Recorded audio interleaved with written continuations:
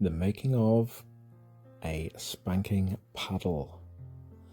Now, I just wanted to put a wee video together for everybody to see what actually goes into making each of these paddles.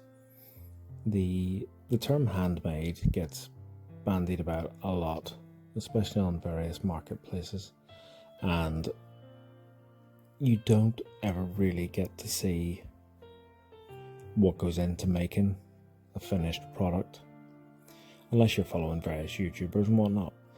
But I just thought it was worth actually videoing the individual components, individual parts of putting one of these paddles together. So you could see at the start I was using the bandsaw to start taking off the biggest chunks of wood, and then as you can see here, I'm taking my time to take off some more material.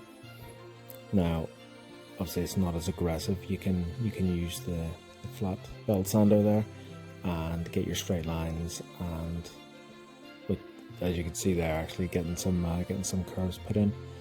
And then once that's done, I like to move on to using my router or my router, depends where you come from.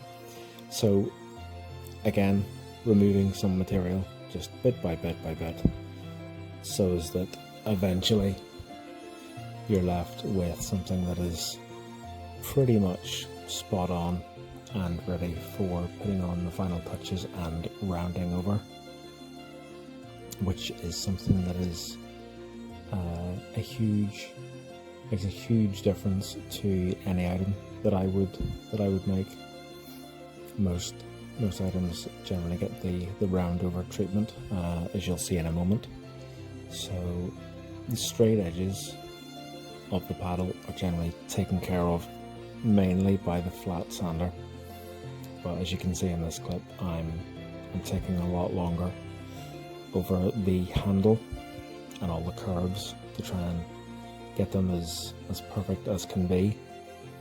Whenever I initially laser out the designs, I make a point of lasering out a very defined outer line, which I then follow very, very closely.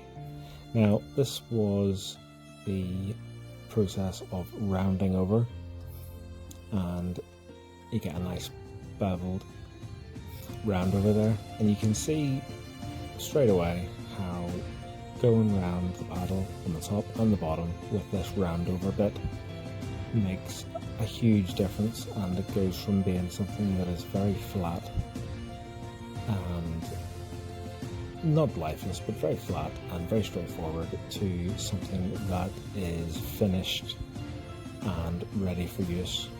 So you can see here, I'm just adding the final touch there, getting the hole drilled in, and there is the final product ready to go out the door and find its new happy customer.